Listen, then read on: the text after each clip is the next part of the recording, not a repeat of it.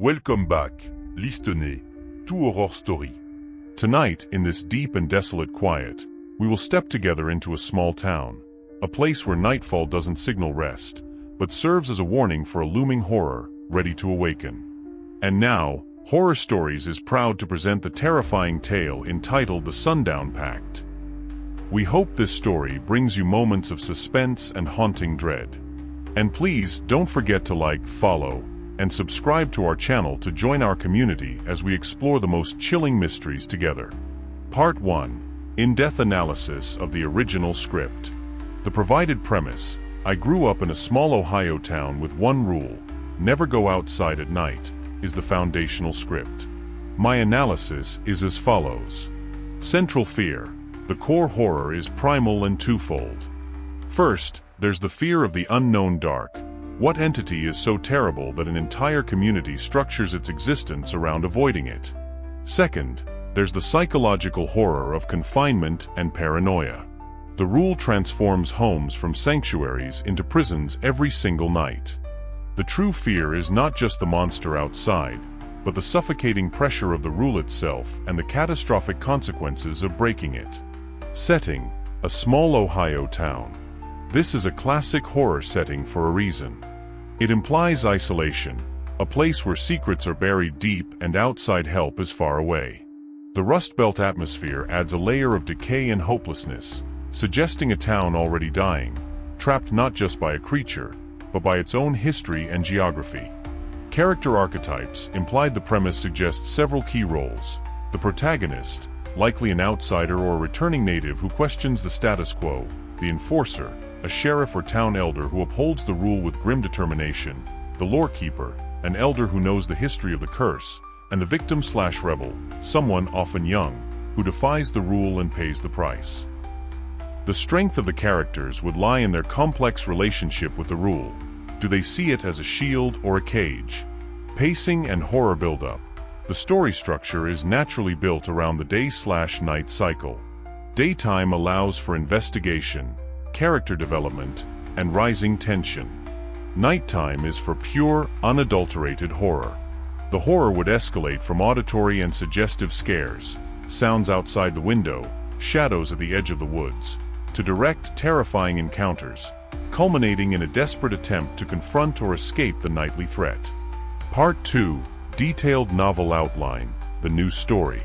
Title: The Sundown Pact. Protagonist: Liam Caldwell, a 32-year-old audio archivist and sound designer from Chicago, returning to his estranged family home in Havenwood, Ohio, after the sudden death of his mother. He is grieving and carries the guilt of not being present for her in her final years. His profession makes him uniquely sensitive to the unnatural sounds of the town. Setting: Havenwood, Ohio. A fictional town nestled in the dense, hilly forests of southern Ohio's Hocking Hills region. Once a prosperous coal and iron town, its industry has long since collapsed, leaving it economically depressed and isolated. The woods are ancient and feel oppressive, even in daylight. The entity: an ancient, non-corporeal entity tied to the land itself. It is primarily an auditory predator. It does not have a fixed shape but can manifest as a distortion in the air, a heat haze of absolute cold. Its primary weapon is mimicry. It learns the voices of its victims and uses them to lure others out, replaying their final terrified moments. It is drawn to strong emotion, especially grief and fear.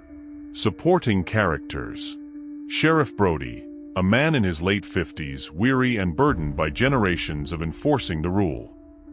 He knew Liam's parents well and feels a paternal, if grim, responsibility for him. Evelyn Reed, the town's 80-year-old librarian and unofficial historian.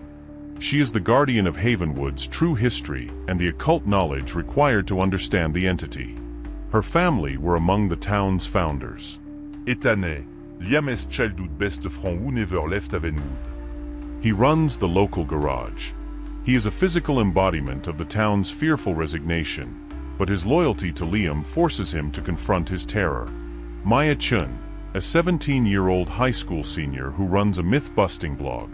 She is a skeptic who believes the rule is a form of social control and is determined to expose it as a hoax. Plot structure. Parrain, The Return. Liam arrives in Havenwood to sort his mother's affairs. He is immediately struck by the town's oppressive quiet and the bizarre, rigid behavior of its residents as sundown approaches. He dismisses the town-wide curfew as a rustic quirk until a terrifyingly close call on his first night, when he hears a faint, distorted whisper that sounds like his mother calling his name from the yard. Par deux, The Whisper. Haunted by the sounds, Liam uses his professional audio equipment to record the ambient noise around the house at night. The playback reveals layers of impossible sound, whispers in dead languages, the voices of people long dead, and most chillingly, the perfect mimicry of his own mother's voice, pleading to be let in. His investigation leads him to Evelyn Reed, who provides cryptic clues hidden in old town ledgers. Meanwhile, Maya Chen's online posts about her plan to stay out past sundown create widespread panic. Part 3. The Pact. Maya disappear. The town is thrown into chaos. Sheriff Brody organizes a daylight search, which uncovers Maya's phone containing a harrowing final audio recording. Pressured by the tragedy and Liam's recordings, Evelyn reveals the town's secret. In 1848, the founding families made a pact with the entity in the woods, the genius loci, in exchange for prosperity. The pact demanded a tithe, the night belonged to the entity, and anyone caught in its domain was forfeit. Evelyn reveals that the pact is anchored by occult symbols carved into the foundation stones of the town's oldest buildings, creating a safe zone that is now weakening. Par quatre, The Darkness. Evelyn explains that the pact cannot be broken, but it can be renegotiated or blinded. A ritual must be performed at the heart of the entity's power, a monolithic rock formation deep in the woods known as the Whistler's Altar, during a new moon. The ritual requires a specific harmonic resonance to disrupt the entity's auditory nature. Liam realizes he can create this resonance. In a desperate race against time, Liam, Sheriff Brody, and Ethan venture into the woods at night, armed with Evelyn's protective charms and Liam's custom-built sonic device. They are hunted relentlessly by the entity, which uses the voices of their deepest regrets and fears against them. The climax is a terrifying confrontation at the altar, where one of them must make the ultimate sacrifice to power the ritual and save Havenwood from the silence that follows the screams. Part 3. The Novel. Parrain, The Return. The silence was the first thing Liam noticed. It wasn't the peaceful quiet of the countryside he vaguely remembered from childhood visits. It was a heavy, watchful silence, thick and suffocating, the kind that presses in on your eardrums. In Chicago, silence was a commodity, a fleeting pause between the rumble of the L train and the distant scream of a siren. Here in Havenwood, Ohio, it was the default state, and the sounds that managed to break it, a lone dog's bark, the rattle of a passing truck, seemed intrusive, almost profane. He'd been driving for 7 hours, the concrete arteries of the interstate gradually giving way to the varicose backroads of southern Ohio. The city's grime had been washed away by miles of undulating green hills and fields of stoic, unblinking cows. He'd left his apartment before dawn, a ghost in his own life, leaving behind a recording studio full of half-finished projects and the lingering scent of his girlfriend's perfume on a pillow he could no longer bear to sleep on. The phone call had come 3 days ago, a tinny voice from a county coroner telling him his mother, Eleanor Caldwell, had been found in her home. Natural causes, the man had said. Peaceful. Liam knew his mother. Nothing about her had ever been peaceful. Now, her house stood before him, a 2-story clapboard relic from a time when the town had a future. The paint was peeling in long, leprous strips, and the porch swing his father had built hung from one chain, a crooked, accusing finger pointing at the overgrown lawn. He cut the engine of his Subaru, and the silence rushed in to fill the void, absolute and profound. He sat for a long moment, the keys still in the ignition, his knuckles white. He was an audio archivist. He collected and preserved sound. And this place, his childhood home, was a monument to its absence. A motion to his right caught his eye. Mrs. Gable, the neighbor whose face was a permanent fixture in his earliest memories, was staring at him from her porch. She didn't wave. She simply watched, her face a mask of what looked like pity, or perhaps just weariness. Her gaze flicked from Liam to the sun, which was beginning its slow, majestic descent behind the jagged line of trees that ringed the valley. Then, with a stark, mechanical movement, she turned and went inside. The solid thud of her front door being bolted echoed across the street. Liam shook his head, a cold knot tightening in his stomach. Grief was a strange, disorienting thing. It made the familiar alien. He got out of the car, the humid August air clinging to his skin. The key the sheriff had left for him under the mat felt cold and foreign in his hand. Inside, the house smelled of dust, dried lavender, and something else. The faint, cloying sweetness of decay. It was the smell of a life coming to an abrupt, unceremonious end. He spent the next few hours in a daze, moving through the rooms like a somnambulist. Here was the armchair where his father used to read the paper, the indent of his head still faintly visible in the worn leather.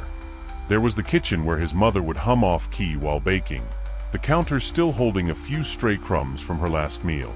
He ran a hand over the cool, formica surface. He hadn't spoken to her in 6 months. A fight about nothing, about everything. About him not coming home, about her not leaving this dying town. The last words he'd said to her were angry, impatient. Now, they were all he had left. He found himself in his old bedroom upstairs. It was a time capsule from his teenage years, faded posters of obscure bands, a dusty electric guitar in the corner, a shelf of sci-fi paperbacks. He looked out the window, down at the backyard that sloped into the dense, dark woods. The woods. He remembered being terrified of them as a child. His mother had told him stories, not fairy tales, but stark, simple warnings. Never go into the woods after dark, Liam. There are things in there that don't like children. The sun was bleeding orange and purple across the sky now, its light growing thick and syrupy.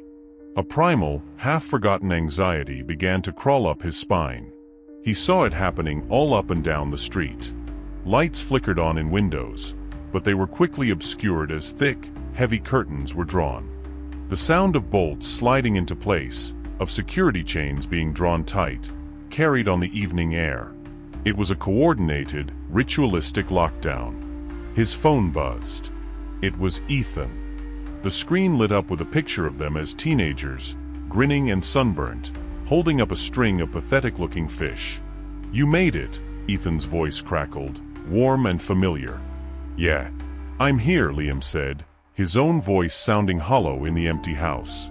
"Figured. Saw your car."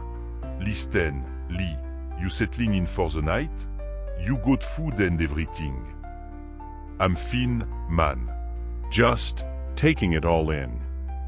Okay, good. There was a pause. Liam could hear the sound of a heavy lock turning on its end. Just stay put, alright? Don't go for a walk or anything. Lock up. What is this, Ethan? The whole town just shuts down? It feels like a zombie movie. Ethan's laugh was short and humorless. Something like that. We can talk in the morning. I'll come by. For now, just do what the locals do. It's easier. Easier than what? Than not, Ethan said, and the line went dead. Liam stared at the phone, a chill tracing its way down his arms. Than not. The warden in the air. He walked through the house, checking the locks as Ethan had instructed. The front door had a standard deadbolt and a heavy-duty security chain his mother must have installed. The back door was the same.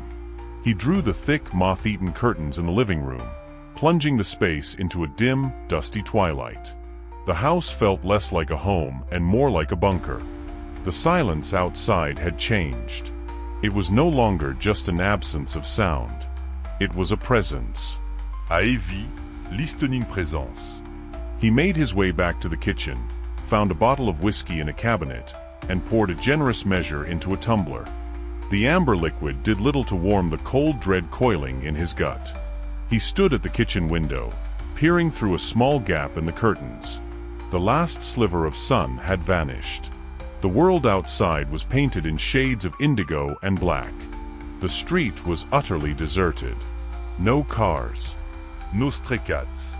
No teenagers laughing on the corner. It was as if the entire town of Havenwood had been erased. That's when he heard it. It was faint, so faint he thought he might have imagined it, a trick of the grief-addled mind. A whisper, carried on the breeze that rustled the leaves in the backyard. Lyarom. He froze, the glass halfway to his lips. It was a woman's voice. It sounded impossibly like his mother. He squeezed his eyes shut. It's just the wind. You're exhausted. Your brain is playing tricks on you. He took a steadying breath and listened again. Silence. The oppressive, waiting silence. He was about to turn away to dismiss it when it came again, closer this time, seeming to emanate from just beyond the back door. Liam, honey, I'm locked out. It's so cold out here. His heart hammered against his ribs. A wave of ice and fire washed over him. It was her voice.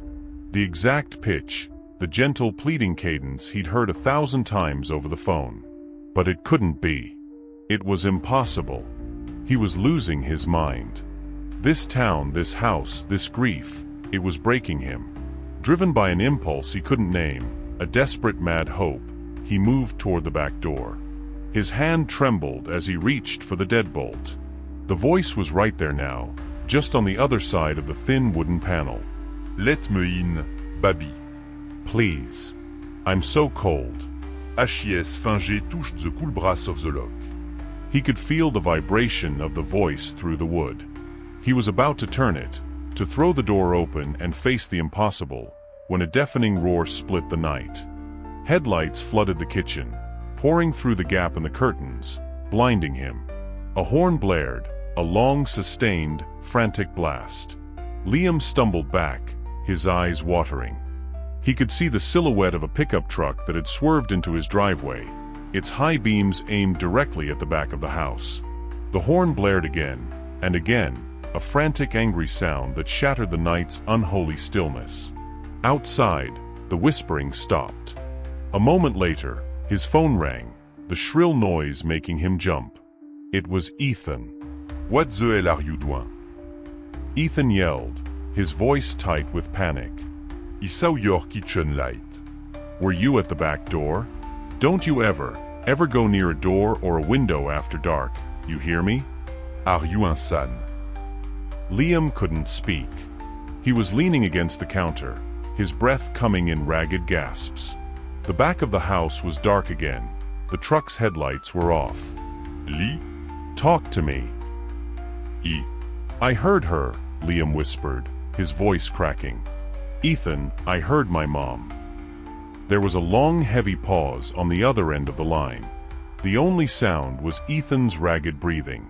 No, Ethan said finally, his voice low and dead serious. No, you didn't.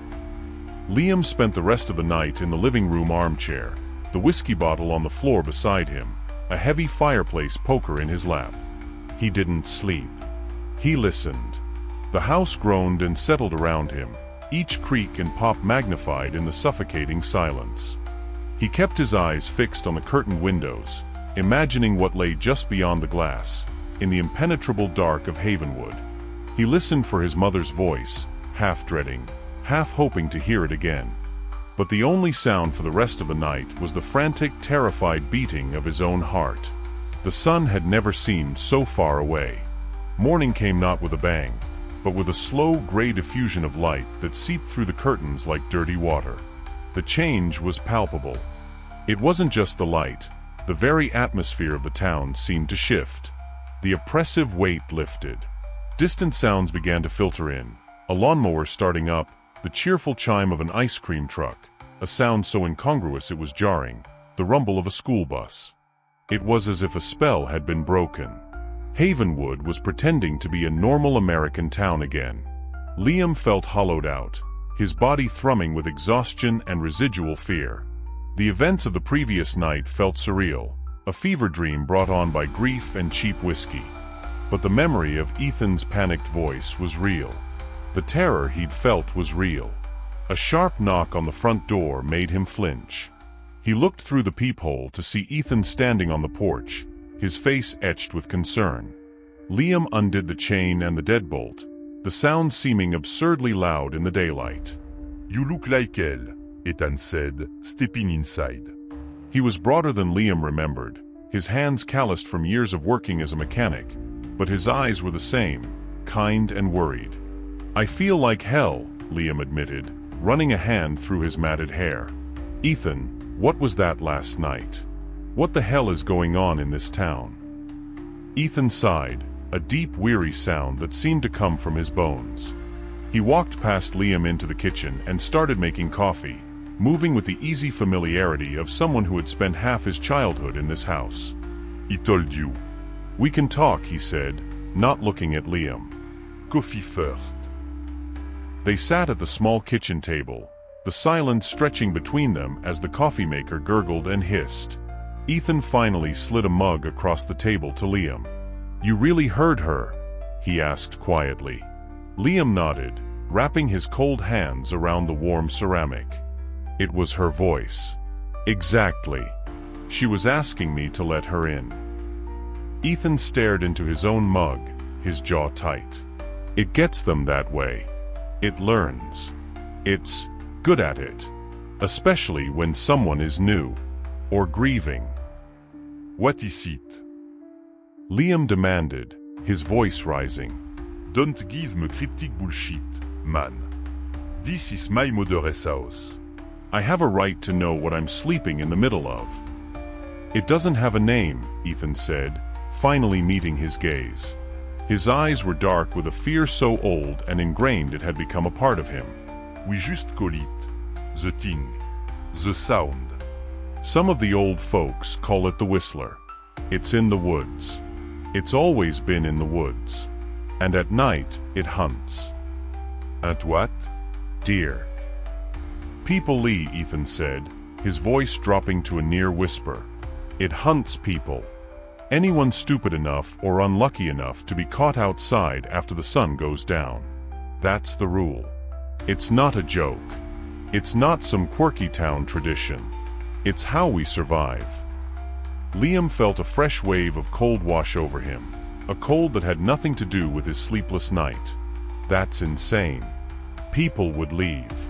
They'd call the National Guard. This is the 21st century. Leave? To where? Ethan gave a bitter look. Most people here are tied to this land. Their families have been here for generations. And what would we tell them? Excuse me, there's a monster in our woods that mimics voices? They'd lock us up. So we stay. We lock our doors. And we pray for morning. He took a long drink of coffee. Your mom knew. Your dad knew. They raised you with the rule, even if you were too young to remember why before they sent you away to live with your aunt. They sent you away to save you from this place. The word hit Liam like a physical blow. He remembered the vague stories, the warnings that had seemed like generic parental caution. He remembered the ironclad rule about being inside before the streetlights came on. He'd always thought it was just his parents being overprotective. What does it do? Liam asked, his voice barely audible. We don't know. Not really, Ethan said, shaking his head. People who are taken, they're just gone.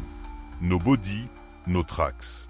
Sometimes you find a piece of clothing, or a phone, but the person is just erased. He looked at Liam, his expression grim. It wanted you, Lee. Grief is like blood in the water to it. It could smell yours all the way from Chicago. The practical, logical part of Liam's brain screamed that this was impossible. It was a delusion, a shared psychosis born of isolation and economic decay. But the man who had stood at his back door last night, his hand on the lock, ready to let a phantom in from the cold, knew otherwise. He had heard that voice. I'm a sound designer, Ethan, Liam said, the thought forming even as he spoke it. I work with audio.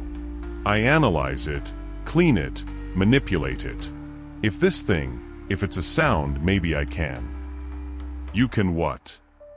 Ethan cut him off, his voice sharp. "Record it? Study it? Lee, this isn't some science project. This is a predator that has been eating people from this valley for 200 years. You don't study it. You hide from it." "I have gear," Liam pressed on, the idea taking root, a small defiant spark in the darkness of his fear. "Parabolic microphones, spectral analysis software. I can set it up in the house. I don't have to go outside. I just want to understand what I heard." "Understanding won't help you when it's whispering your name through the keyhole," Ethan said darkly. But he saw the look in Liam's eyes, the stubborn set of his jaw that hadn't changed since they were 10 years old. He sighed again. "You're going to do it anyway, aren't you?" "I have to," Liam said. It was the truest thing he had said in months. He had come here to pack up a life, to process a death.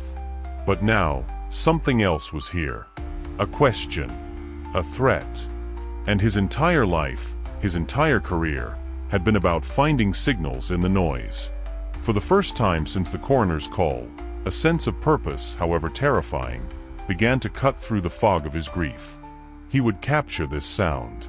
He would put a name to the silence. Par deux, the whisper. That afternoon, Liam transformed his mother's quiet, dusty house into a listening post. He unpacked the cases of equipment he'd brought, his movements precise and methodical. It felt good to have a task, a technical problem to solve. It was a language he understood. He set up a sensitive Brule and Jayer condenser microphone in the upstairs bedroom window, facing the dark maw of the woods. He ran the cable down to the living room, where he connected it to a multi-channel recorder and his laptop.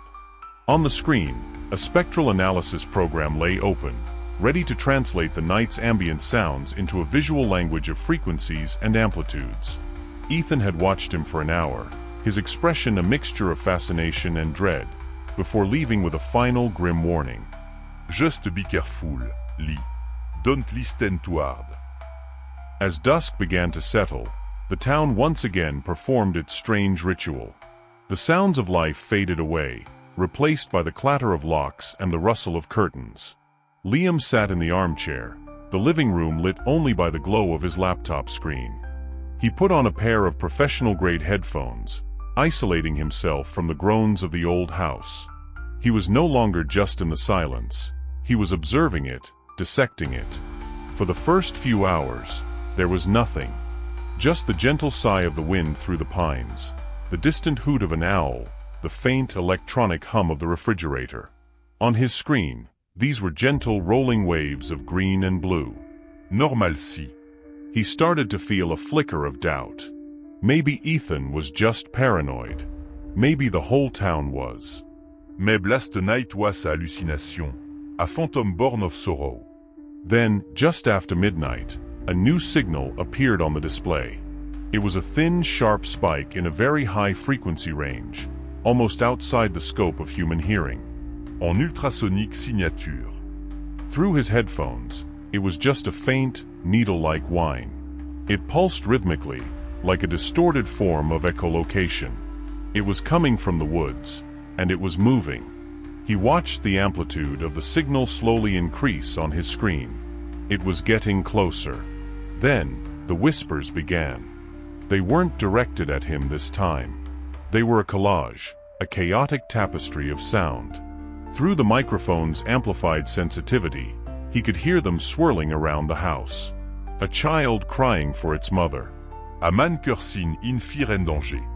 A woman humming a lullaby, that une fracturing and breaking apart into static.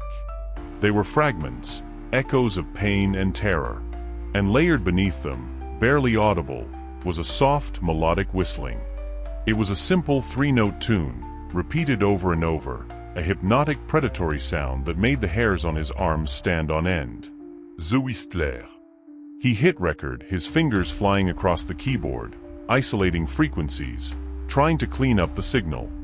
He was so engrossed in the technical challenge, in the sheer impossibility of what he was hearing, that he almost didn't notice the new voice that emerged from the cacophony.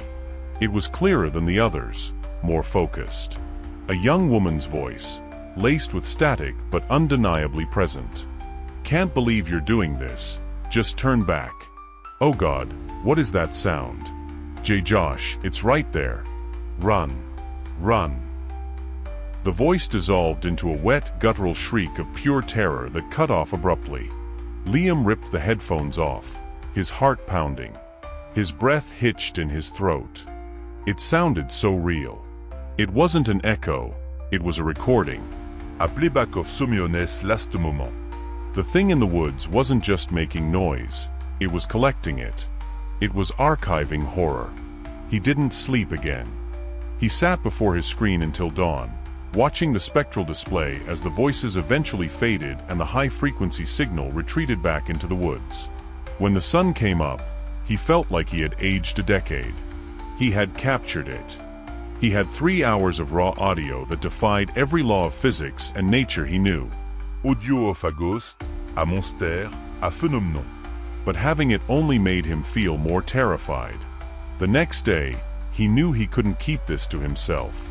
Ethan was too afraid, too deeply indoctrinated by the rule. He needed someone who dealt in facts, in history. He needed the town's lore-keeper. The Havenwood Public Library was a small, stoic brick building that smelled of old paper and lemon polish. Behind the main desk sat a woman who seemed as ancient and rooted as the oak trees outside. This was Evelyn Reed. She was bird-like, with sharp, intelligent eyes that seemed to see more than they let on. "Liam Caldwell," she said before he could introduce himself. Her voice was dry, like rustling leaves. Eleanor's boy. "I was sorry to hear about your mother. She was a stubborn woman, but a good one." "Thank you, Ms. Reed." Evelyn, please. "I knew your grandfather," she said, peering at him over her spectacles. "You have his eyes. Always looking for something that's supposed to stay hidden." What can I do for you? Liam hesitated, then placed a small USB drive on the counter. "I want to understand something about this town. About the nights." He recorded something last night. "I was hoping you might listen to it." Evelyn looked from the drive to Liam's face, her expression unreadable. She didn't ask what was on it. She didn't seem surprised. She simply nodded, took the drive, and inserted it into the library's old desktop computer. Liam handed her a pair of headphones. As she listened, her face remained impassive, but he saw her knuckles turn white where she gripped the edge of the desk. She listened for a full 10 minutes, her eyes closed. When she finally took the headphones off, she looked tired, older. "Every sound it makes is a weapon," she said softly. "And every voice it steals is a trophy." She looked at him, her gaze sharp. "This recording is dangerous, Liam.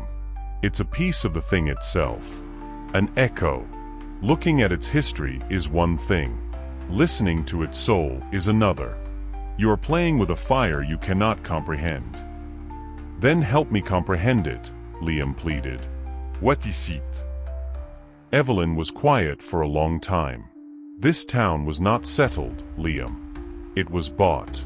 The founders, my ancestors among them, came to this valley in 1848. The land was rich with iron and coal, but it was occupied. They made a deal, a pact.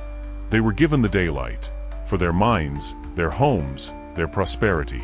But the price was the night. The night was tithed to the valley's original resident." She led him back into the archives, a cramped, dusty room filled with leather-bound ledgers and yellowed maps. She pulled out a massive, heavy book. "The Town Charter. It's not written here in plain English," she said, her finger tracing over the flowery 19th century script. "But the warnings are. Let no man's shadow be cast by the moon upon this land. The gloaming is the tolling of the bell. Heed it and seek the safety of hearth and home." They codified the rule from the very first day. They knew what they had bargained with. And no one ever tried to fight it. "Oh, they tried," Evelyn said, a sad smile touching her lips. "In 1902, a group of miners, bold with whiskey and dynamite, tried to seal the cave at the heart of the woods where the presence was strongest.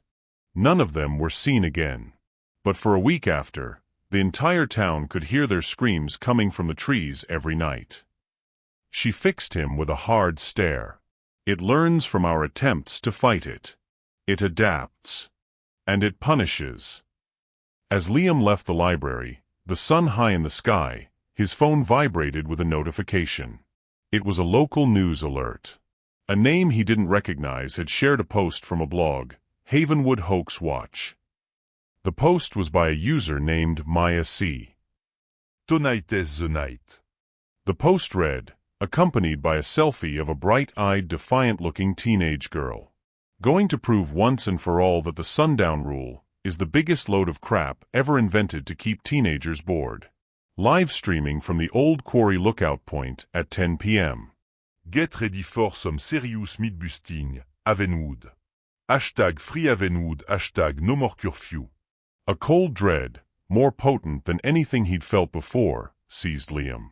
He looked from the phone to the dark line of trees on the horizon. This girl, Maya Chun, had no idea what she was doing. She wasn't just breaking the rule. She was ringing a dinner bell. He immediately called Ethan. Did you see this? This girl, Maya. I saw it. Ethan's voice was grim. Her parents are beside themselves. Sheriff Brody's been to their house. She's locked herself in her room and refuses to come out. Says it's her right. She's going to die, Ethan. I know. That evening, the lockdown felt different. It was frantic, panicked. The entire town knew what Maya was planning. There was a sense of a shared, impending tragedy that no one was powerless to stop. Liam sat in front of his equipment, his headphones on, but he wasn't listening for whispers. He was listening for a scream. He brought up Maya's blog. Her live stream was scheduled to start in 10 minutes. He watched the countdown clock, his stomach in knots. At precisely 10 p.m., the screen flickered to life. It showed Maya's face, illuminated by her phone screen. She was in a car, looking thrilled and nervous. Hey everyone. I made it, she whispered, a conspiratorial grin on her face. I'm at the quarry lookout. And guess what? Nothing. Just trees. And crickets. So much for the big bad Havenwood monster. She turned the phone around to show the pitch-black view. For several minutes, she just talked, her voice a mixture of teenage bravado and genuine disappointment. The chat on the side of the screen filled with a mix of encouragement from her school friends and frantic pleas from adults to go home. Liam watched his spectral display. He saw the high-frequency signal appear, far away at first, then moving. Fast. It wasn't creeping in tonight. It was heading directly for the quarry. Okay, guys, it's getting a little boring, Maya said into her phone. Maybe I'll get out of the car, walk around a bit. No. Liam yelled at his screen. On the live stream, Maya opened the car door. A chorus of terrified NOS filled the chat. She stepped out, phone in hand. See? Totally fine. It's actually kind of PSF. She stopped. Her head cocked to the side. Did you guys hear that? Through his hypersensitive microphone array, Liam heard it clearly. The Trinot Whistle. It was close to her. Dangerously close. On the screen, Maya's eyes widened. That's a weird sound. She started backing toward her car. Okay, you know what? Fun's over. I think I'm gonna head ho. A voice cut through the night, clear as a bell, and it came through on Maya's live stream. It was the voice of a man. The same voice Liam had heard on his recording the night before. The miner. Run. Run. Maya screamed. It was a raw, piercing sound of pure animal terror. The phone camera spun wildly, catching a sickening, blurry glimpse of something distorting the air next to her. A shimmer, a pocket of warped reality. Then the phone fell, the screen showing only the dark, gravelly ground. The last sound on the live stream, before it cut out to static, was not Maya's. It was the Whistler. Its three-note tune played perfectly, mockingly, followed by a soft, satisfied whisper in a voice that was now an exact, flawless duplicate of Maya Chen's. Myth busted.